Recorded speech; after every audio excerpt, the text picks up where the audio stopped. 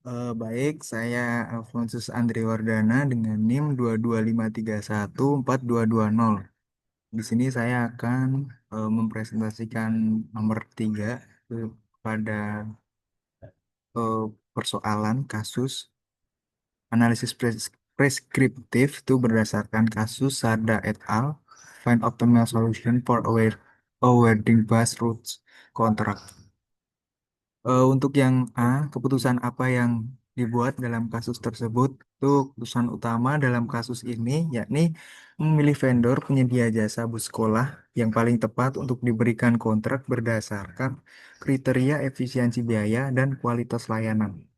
Dan tujuannya untuk mengoptimalkan return of investment atau ROI dan memastikan semua rute bus itu dapat dilayani. Proses ini dilakukan oleh Charles Lowitz, fiskal koordinator dari kantor transportasi distrik di Philadelphia. Ia menggunakan pendekatan preskriptif dengan bantuan model optimasi dalam Microsoft Excel dan Solver Premium dari Frontline System untuk menggantikan proses dari sebelumnya manual yang dimana memakan waktu dan rentan kesalahan. Itu pada itu terdapat di halaman 320 yang tas itu di paragraf 2 itu kata-katanya Charles Lowitz, the fiscal coordinator, bla bla bla, was tasked with determining how to maximize the return on investment and refine the way routes were awarded to various vendors. Nah, itu hasilnya distrik di sekolah Philadelphia mampu membuat rencana dengan jumlah vendor bus sekolah yang optimal hanya dengan menggunakan Excel, bukan lagi dengan proses manual yang ditulis tangan. Itu pada halaman 321 itu ada paragraf akhir itu dia bunyinya the school district of Philadelphia was able to create a plan with an optimized number of bus company vendors using Excel instead of a manual handwritten process. Untuk kemudian yang soal B itu data apa deskriptif dan atau prediktif itu yang dibutuhkan untuk membuat alokasi terbaik dalam kasus tersebut. Untuk data deskriptif yang dibutuhkan untuk membangun model ini meliputi yang pertama itu data biaya yang diajukan oleh masing-masing vendor untuk setiap rute. Kemudian informasi vendor yang ikut bidding termasuk detail proposal mereka. Lalu detail rute bus yang akan dialokasikan itu jumlah lokasi waktu. Terus ada 5 kriteria penilaian vendor, yaitu yang pertama ada cost atau biaya, capabilities atau kapabilitas, reliability itu atau keandalan, financial stability itu atau stabilitas keuangan. Kemudian ada business acumen atau kecakapan bisnis. Itu juga tertera pada halaman yang awal tuh paragraf ketiga. Itu dia punya the vendors were evaluated based on 5 variables: cost, capabilities, reliance, financial stability, and business acumen. Kemudian untuk jumlah minimum rute yang dapat diterima dari masing-masing vendor itu eh, ada di paragraf 3. Some vendors specific minimum numbers of routes. Lalu untuk spesifikasi rute tertentu yang ditawarkan oleh vendor. Itu semua variabel di atas dimasukkan ke dalam model optimasi yang dirancang oleh Charles Lowitz untuk menghasilkan alokasi vendor yang optimal. Itu ada di paragraf 2 di halaman 2. He created an optimization model that took into account the aforementioned variables associated with its vendor.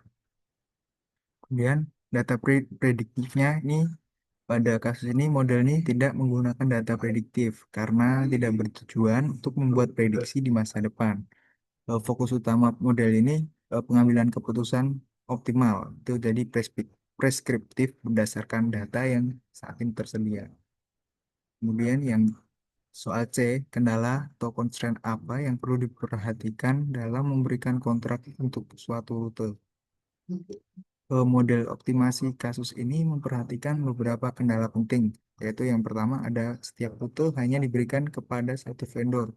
Kemudian semua rute harus dilayani, tidak boleh ada rute yang tidak teralokasi. Kemudian vendor hanya bisa menerima rute yang mereka tawarkan dalam proposal. Lalu setiap vendor memiliki batas minimum jumlah rute yang bersedia mereka layani. Itu juga ada pada halaman yang ke 321 itu halaman 2 paragraf 2 itu their conference specified the minimum number of routes a vendor would accept. Model ini menggunakan variabel biner, jadi yes atau no, untuk menyatakan apakah suatu rute diberikan kepada vendor tertentu atau tidak. Itu ada di paragraf 2 juga. The model include binary integer variables yes or no for each of the routes. Kemudian seluruh kendala tersebut dirumuskan secara matematis dalam bentuk integer linear programming atau ILP. Itu agar dapat dipecahkan secara komputasional menggunakan perangkat lunak. Itu ada di paragraf 2 juga sama such constraint can be written as equation and entered in an integer linear programming model. Lalu untuk yang D, contoh kasus apa lagi yang dapat dimodelkan menggunakan pengambilan keputusan semacam ini? Eh, Model preskriptif seperti yang digunakan dalam kasus ini dapat diterapkan pada berbagai situasi lain yang memerlukan alokasi sumber daya secara optimal dengan mempertimbangkan banyak variabel dan kendala. Beberapa contohnya itu ada pengadaan barang dan jasa pemerintah. Itu dia menentukan vendor terbaik berdasarkan kombinasi harga, kualitas, dan waktu pengiriman. Lalu ada distribusi logistik. Dia menentukan rute pengiriman paling efisien, mulai dari segi biaya sampai hingga waktu tempuh yang diperlukan. Kemudian penjadwalan tenaga kerja itu juga bisa untuk mengatur alokasi shift karyawan berdasarkan keahlian dan jam kerja optimal. Lalu penjadwalan kelas atau ujian di sekolah itu juga bisa untuk menghindari konflik antara ruang pengajar dan juga waktu dalam kelasnya. Lalu ada manajemen persediaan, dia menentukan stok ideal untuk masing-masing cabang agar tidak terjadi kelebihan atau kekurangan barang. Lalu ada jadwal produksi pabrik itu juga menyusun urutan waktu produksi. eh, jadi dia meminimalkan idle time dan meningkatkan efisiensi proses. Penggunaan alat bantu ini seperti Microsoft Excel ini membangun dan menyelesaikan model preskriptif juga membuatnya lebih mudah dipahami dan diakses, terutama oleh pengguna non-teknis.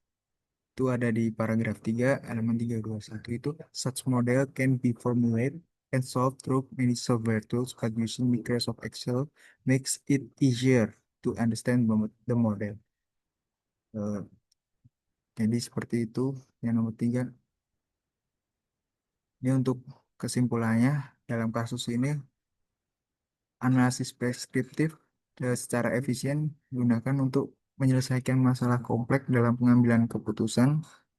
Kalau dalam kasus tadi itu pengalokasian kontrak rute bus kepada vendor, jadi dia mengganti proses manual ke model optimasi berbasis Excel dan juga solver premium.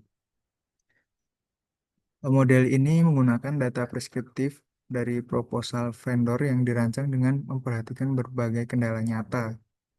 Dapat dilihat yang di data tadi kayak minimum rute yang dapat diterima vendor, terus batasan bahwa rute hanya bisa diberikan kepada satu media itu mana. Kemudian model ini tidak bersifat prediktif karena preskriptif fokusnya memberikan solusi optimal dari data yang tersedia saat ini, bukan dari masa depan atau ramalan. Kemudian pendekatan ini relevan dan aplikatif untuk berbagai kasus. Yang nomor 3 tadi, banyak hal yang bisa dikerjakan dari itu.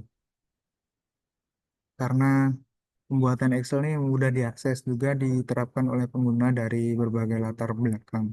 Lalu untuk keseluruhan, eh, pada studi ini menegaskan bahwa penerapan model preskriptif yang sederhana namun sistematis dapat membawa efisiensi signifikan, meningkatkan ROI, dan mempercepat proses pengambilan keputusan di sektor publik maupun swasta. Begitu nomor 3. Sekian, terima kasih.